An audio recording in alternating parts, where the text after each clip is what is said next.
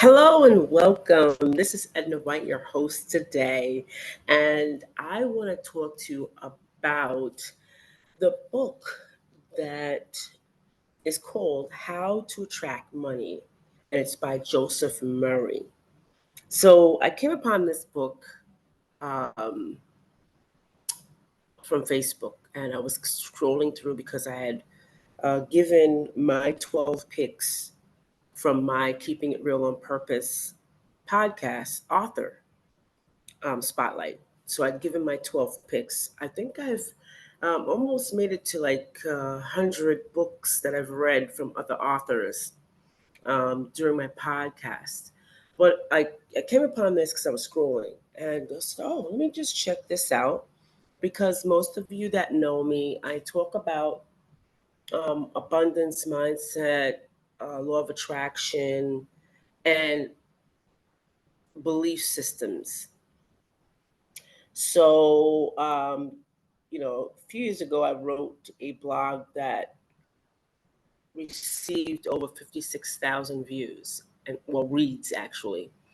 And it was called The Money Under the Mattress, and what I believed to be true about the scripture, which I'm sure everyone is familiar with, um, the root of all evil, right? And I am going to kind of break that down because I really um, believe that, I really believed that the love of money was the root of all evil. And the reason why I'm stalling is because I'm trying to look it up on my phone to get the scripture itself from the King James Version and from the English version. So, for all you believers and readers, the scripture that I am referring to is in First Timothy 6 and 10 for the King James Version, right? And not basically, I shouldn't even say the word basically because it's not even such a thing. But what it says is, for the love of money is the root of all evil, which while some coveted after, they have erred from the faith and pierced themselves through so many sorrows. So, in my learning this or being told this, all I heard was, for the love of money is the root of all evil. And if we are English majors and we've taken English, the semicolon means but for, and here goes the real information, right? So it says, which while some coveted. So when they coveted, they wanted what somebody else had. But more than just wanting it, they conspired.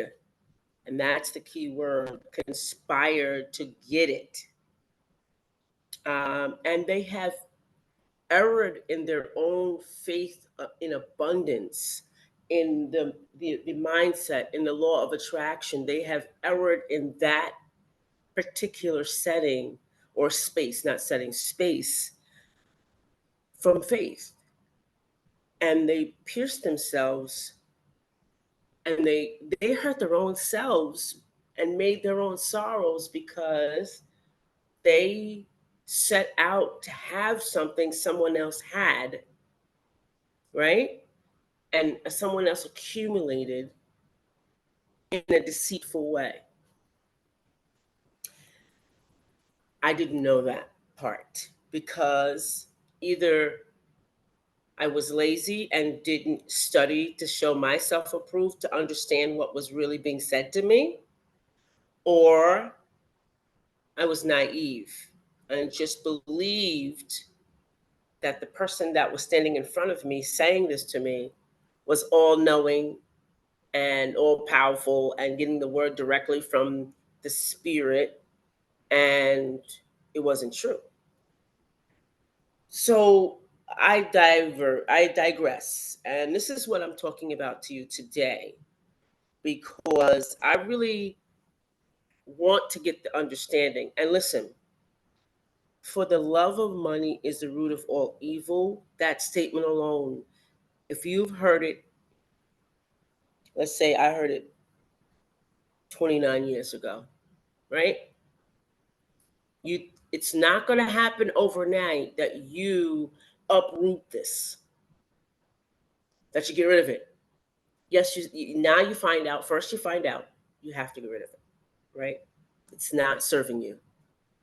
Then you have to uproot it in all parts of your life. So what does the love go to? What does it go to? It goes to the heart of the matter, right? Love. So you start to perceive where your love is, right? You start to figure out, okay, do I love money? It's necessary.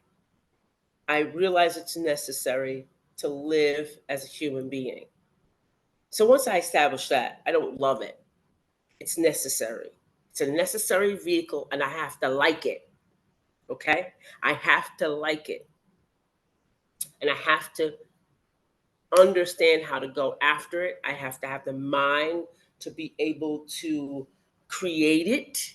I have to have the mind to believe that I have it to the fullest. Okay? So uprooting this statement out of your life is like pulling a dandelion out. You have to get it by the root, and even when you get it by the root, you have to spray some stuff in there to kill it. I know some plant lovers are going to tell me that's wrong, and even for the earth, it's wrong. I get it. Yes, got it. Yes, understand. But dandelions seem to be the hardest things I could think of that you could pull out of the earth and they still grow back. Okay, but this is how that phrase is embedded into your life. All right. So in going back to a lot of books that I've written, a short book called Abundance Mindset, Turn on Your Abundance Mindset. Um, I talk about the lies, and the lies really are important. So one of the lies um, that I talk about is how your parents say it's going to take an arm and a leg. It's going to cost you to be wealthy, right? Those are all lies. That's a lie because then you know um, that one when you got older, and the famous one, the tooth fairy. Take your tooth, comes out, you put it under the pillow, and you get $1 or you get a quarter. But what if what you want costs $2? You have to wait till all your teeth fall out to get 4 teeth fall out. No, 8 teeth to fall out in order to make that work. In order to get what you want. You see what I'm saying? That lie is part of the root of all evil. That's a lie. That's a misconception that goes into your subconscious and thwarts your abundance mindset, right? The other thing is winners get prizes, right? And recognition. Love is part of that emotional feeling, right? The lie number two is that we're all winners. No, we're not. Some are losers, some are winners. No, we're not. We're not. We're winners in our own journey, depending on our steps. But when we enter a contest with other people, we are not all winners. They give out prizes according to that. That embeds itself into our subconscious, like the Little League, um, things like that. It embeds itself in our subconscious to continue to believe, going back to, for the love of money is the root of all evil.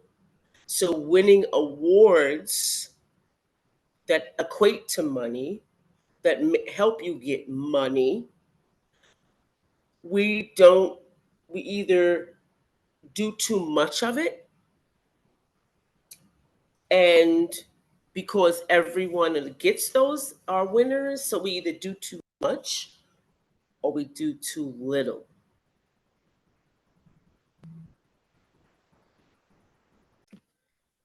Everyone's not a winner. So that is a lie all itself. So, I talk about this in my book, Abundance Mindset.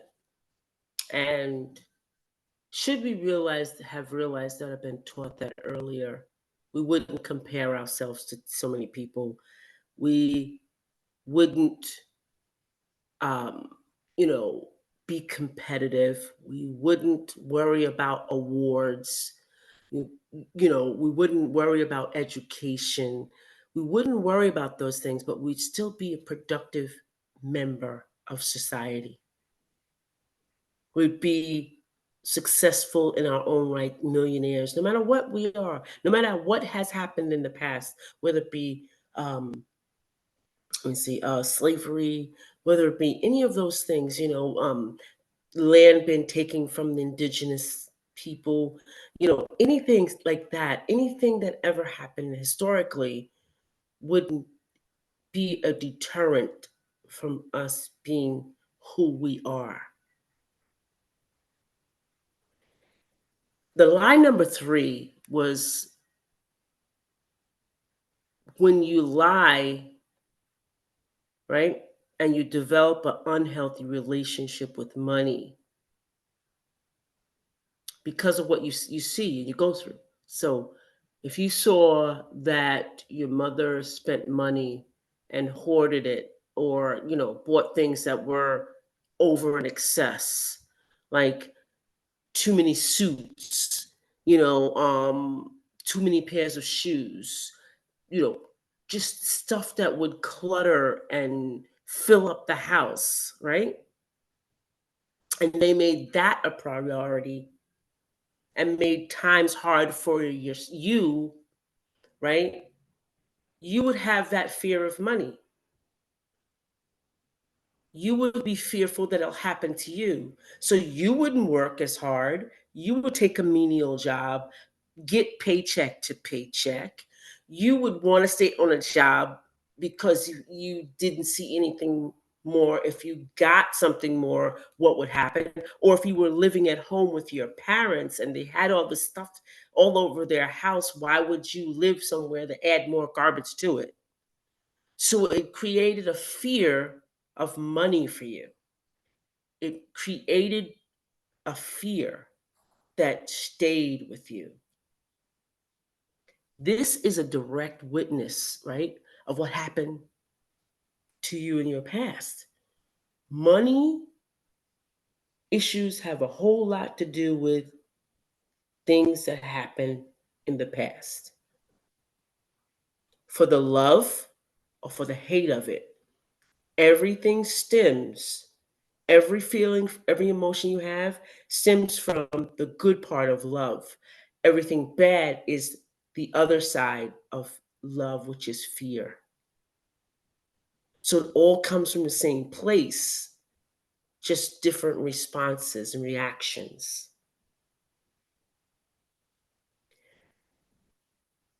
So I still look at this scripture, because of what How to Attract Money by Joseph Murphy had said. This is one of the things he had brought out inside of the book, and um, how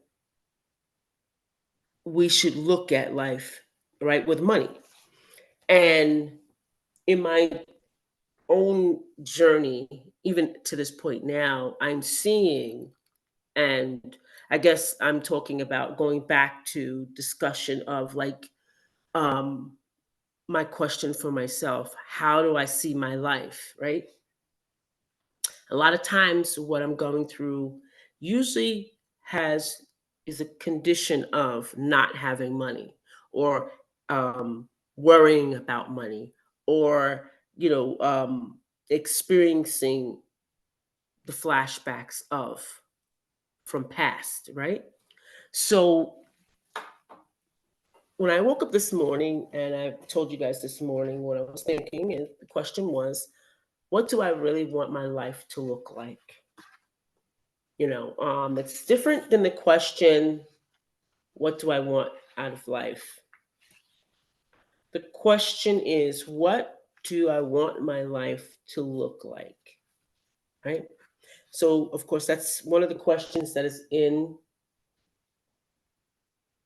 my book or my guide workbook, my big ask.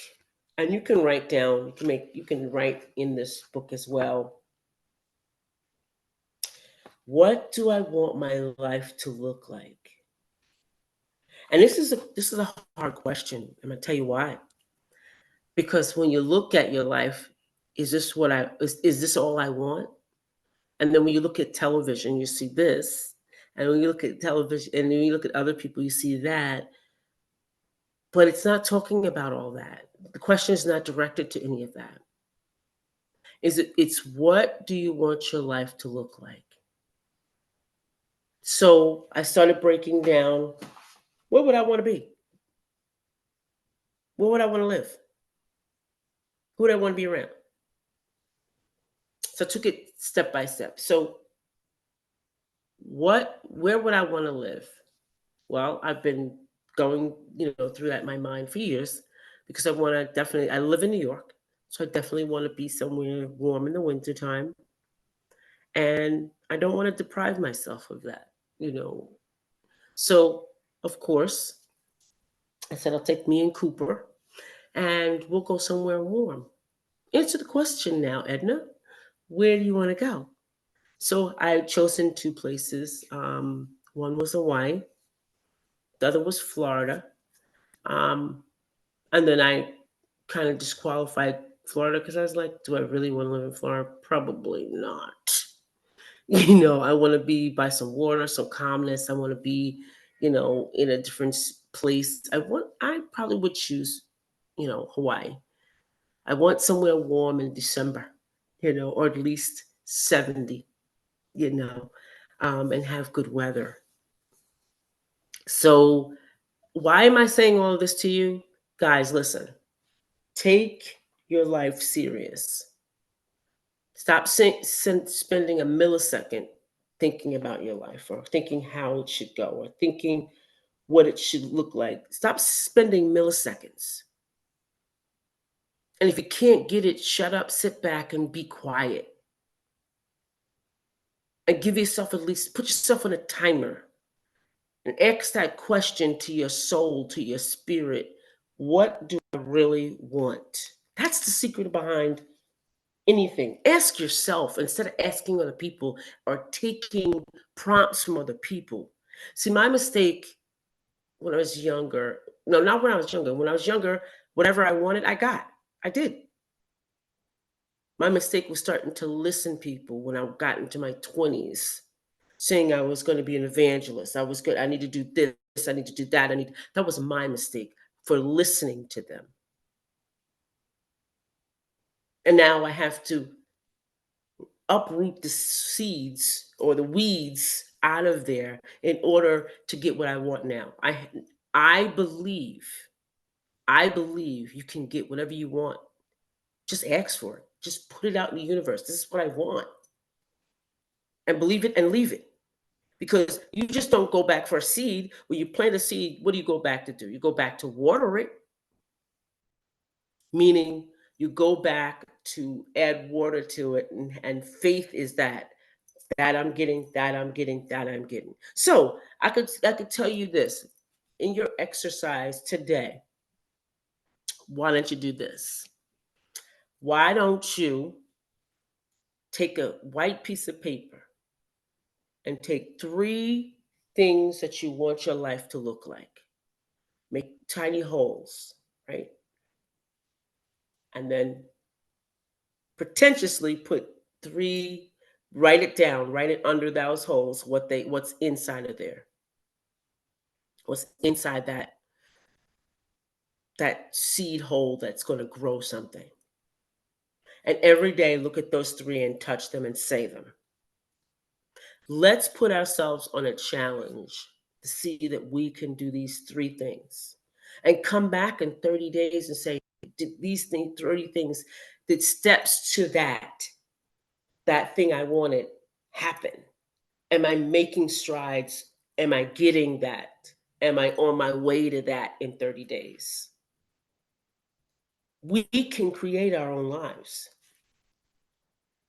but we have to get rid of the dead weight of what money is to us subconsciously. We can say, oh, I don't need money. And it kind of disturbs me when people talk about, I'm doing this for the love. No, you're not. How do things work? In order to get other things to serve people properly, money is just a vehicle. Money you have to have it. You have to have it. You have to have it to make things happen in this world. So stop saying that because it's not true. You're lying to yourself as an adult. We need to get rid of all the lies in our lives. We need to get rid of them, uproot them, and we need not to be in the state of scarcity. When we ask for something, we don't need to be asking because we need it. We need to be asking because we want it. Because need is only a base of fear. Get it? It's only one of those demons of fear. It's a small version of it. Yeah, that's what I said, a demon. The biggest problem we have is our ego, right? And our ego either holds two things, love or fear. Because fear is the opposite of love. It comes out of, right? And if we are saying maybe the devil, okay, let's say the devil, Satan, whatever you want to put on it, right? It's really a reflection of our lives. It's us. So the devil is our ego. It's the other side of love. This fear. I'm sorry. Love is the space where all the good things happen or are there, right? But the other side, like yin and yang, the other side is fear. So so fear creates this ego or this persona that we now have, that we're going to get everything that we need and we don't care how we get it. And it keeps us thinking small instead of big. It keeps us lacking things instead of having more than plenty. It keeps us in resentment instead of happiness. It keeps us in the fear of change instead of embracing change. It keeps us being reactive instead of proactive. It keeps us knowing it all versus learning. It keeps us thinking about what is not working instead of appreciating what is working. All of this is sabotage. Sabotage to our own success. And we keep wallowing around in the mud of our own worst expectations. And what I call, and what you guys know it to be, as a pity party. So we're always in a stage of pity, pity, pity, pity, and seeing the worst, worst, worst, worst. Instead of really taking life into a stage of every day being New Year's Eve, and there's a new resolution you're going to make and you're going to accomplish. So we get tricked by all that because sabotage does that to us. So it also stops us, ladies, especially ladies, from asking for what we want, from getting help from people, from accepting a free offer to get help. We always got to second guess things. Oh, well, if they ask me, they're gonna want something, and I can't give it to them. Right away, you already limited yourself. So with all your awards on the wall, all your junk that you got collected and letting people congratulate you, you're still in the doldrums. You're still in the dumps. You're still needing things instead of wanting. You're still there. All that stuff that you got on social media saying this is the best day, and you're still in your misery because when you're not up to par, emotionally intelligent, self-developed, personally developed, you're not up to par. You're not up to par. We can celebrate all that stuff. Believe me, I'm not talking about you, I'm talking about me. Okay, so I was talking about me, so now I got to do some work. So what I did is I went and grabbed, I didn't go out, but I went and grabbed my book, My Big Ask, and which was a workbook, and Abundance Mindset. And what I'm going to spend the day doing is going through these and really pivoting now my life. Because when I'm asked a question from my spirit about where I need to go, I know that it's birthing something. So I need to go along with the birth of it. So take this cue, guys. Listen, when you're asked a question from yourself about yourself, it's a cue that there's going to be an opportunity to make that pivot. But when you ignore it and you pawn it off and you go ask somebody else their idea, do what the other else tells you to do, guess what's going to happen? Nothing. So what I suggest to you is you don't have to go buy my book Abundance Mindset.